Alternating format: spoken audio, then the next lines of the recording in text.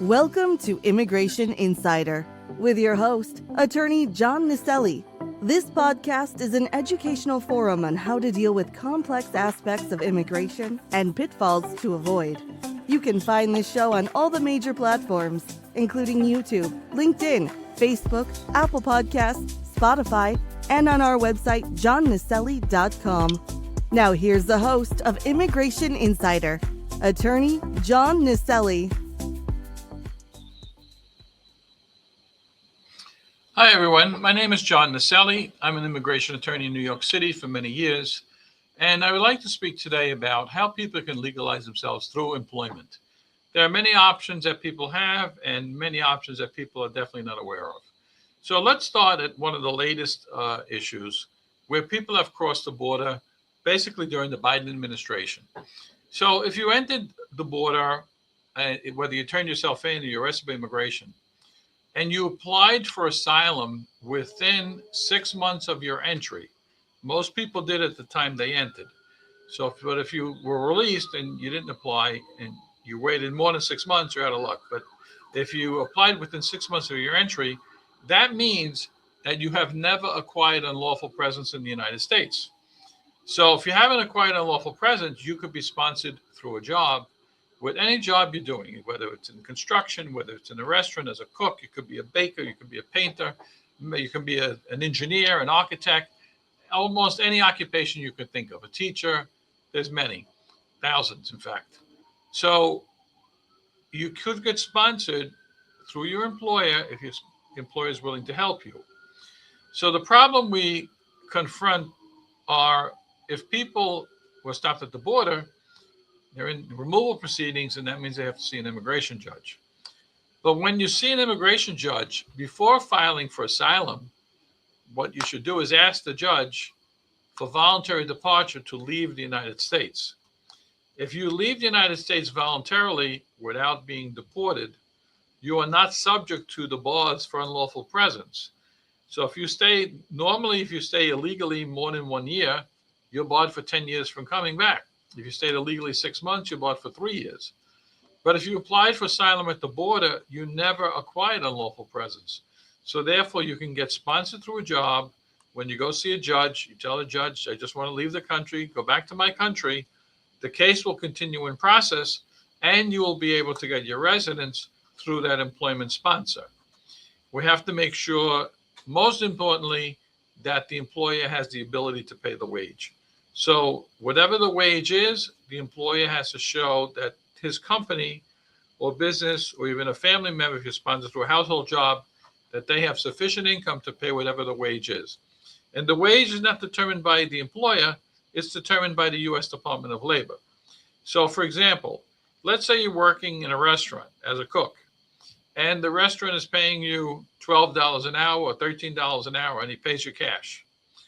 But the Department of Labor says, well, for that job, maybe you should be paid $25 an hour. So what has to be done is that we don't care if they pay you cash, even though you should be on the books. But for purpose of labor certification, it doesn't matter. What matters is that the employer has the ability through his income and that he has enough profit that he can show he can afford to pay you whatever the wage is. So if the wage is $30,000 or $40,000 or $50,000 or $60,000, they must show that they have that net income in their business able to take you on board from the day they start the case. So that's one scenario. There's a second scenario that let's say you had been in the United States for many years and you're not in removal proceedings or deportation proceedings. Well, if you started a case on or before April 30th of 2001, you would be covered under Section 245I of the Immigration Nationality Act. So if you filed a case, a legitimate case, on or before April 30, 2001, and your case was denied for some reason, maybe the employer went out of business, maybe the employer didn't have sufficient funds to pay the wage, maybe you couldn't provide the qualifying experience level that you needed. So if any of those scenarios hold true, your case would be denied. So if the case is denied, that does not mean you can't file a new case. So you can file a new case through a different sponsor, or even use the same sponsor as long as they have the ability to pay the wage. Many people are unaware of that, but they can do that. And then if you are qualified under 245I, of the Immigration Nationality Act, once you refile, you will be able to get your green card in the United States once the case is approved, and then you file for adjustment of status. You will not be required to leave the United States. All right. A third scenario is that what if you're illegally here and you haven't done anything, and then you are subject to the 10-year bar because you stayed illegally more than 1 year, or you stayed illegally more than 6 months, so you're subject to a 3-year bar. Well, you could also be sponsored, but in order to be sponsored, you would have to have a relative, being a spouse or a parent who's a resident or citizen, in order to sponsor you for a waiver, because you will need the waiver to be forgiven for unlawful presence. So the way it works is, first you'd be sponsored through a job. The case would be approved through the Department of Labor and then through immigration. Once it's approved, the documents are sent to the National Visa Center. After they're sent there, at that point, you notify the National Visa Center that you're going to file for a waiver. And the waiver is a request to be forgiven for unlawful presence because you have a parent or a spouse that's a resident or citizen. Waivers now are taking 2 to 3 years to be approved.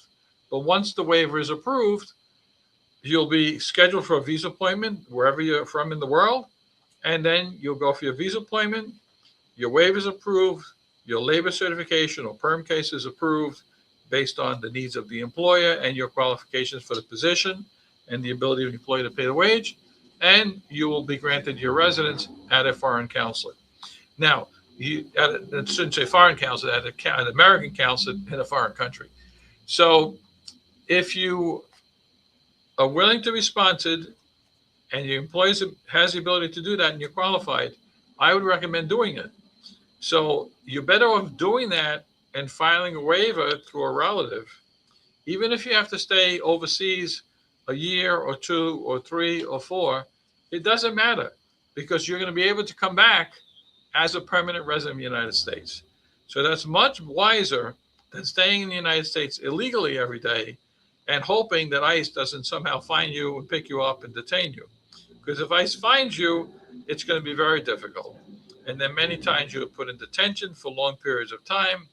The people that are detained, they move them from a district to district. So say you got arrested in New York or New Jersey, they may send you to Arizona, to Louisiana, Oklahoma, to California, to Texas, almost anywhere in the country.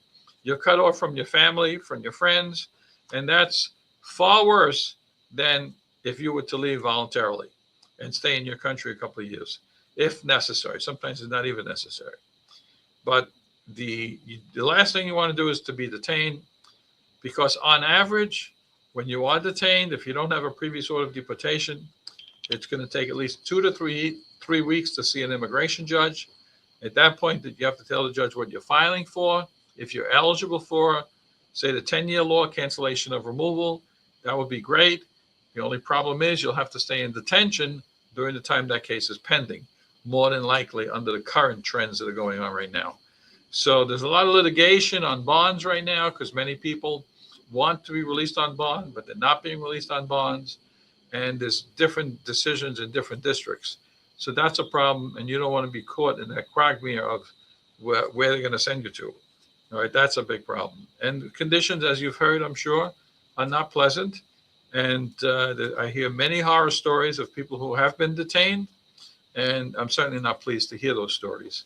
And we're doing everything in creation through the American immigration lawyers and many other organizations to try to protect immigrants and try to protect immigrants' rights. That's what I've been doing for over 40 years, and that's what I hope to continue to do as long as I'm living. So take my advice and try to find a sponsor, because if you do, you'll be well rewarded, and at some point, you'll probably become a permanent resident of the United States. It's something to think about, especially if you have a parent or a spouse who's a resident or citizen, or you started a case before April 30, 2001, or you entered at the border and applied for asylum within 6 months of your entry. Those 3 criteria are extremely important to many people, and more than likely you'll become a resident. And if you don't succeed the first time because, say, the employer goes out of business or doesn't have sufficient income or something like that or whatever, or they fired you, not interested in doing your case, you can do it again. You'll do it as many times as it takes in order to win, and you succeed. Thank you. You've been tuning into Immigration Insider with your host, attorney John Nicelli. You can find this show on all the major platforms, including YouTube, LinkedIn, Facebook, Apple Podcasts, Spotify, and on our website, johnnicelli.com. Thank you for your positive reviews, comments, questions, and for sharing this show with others.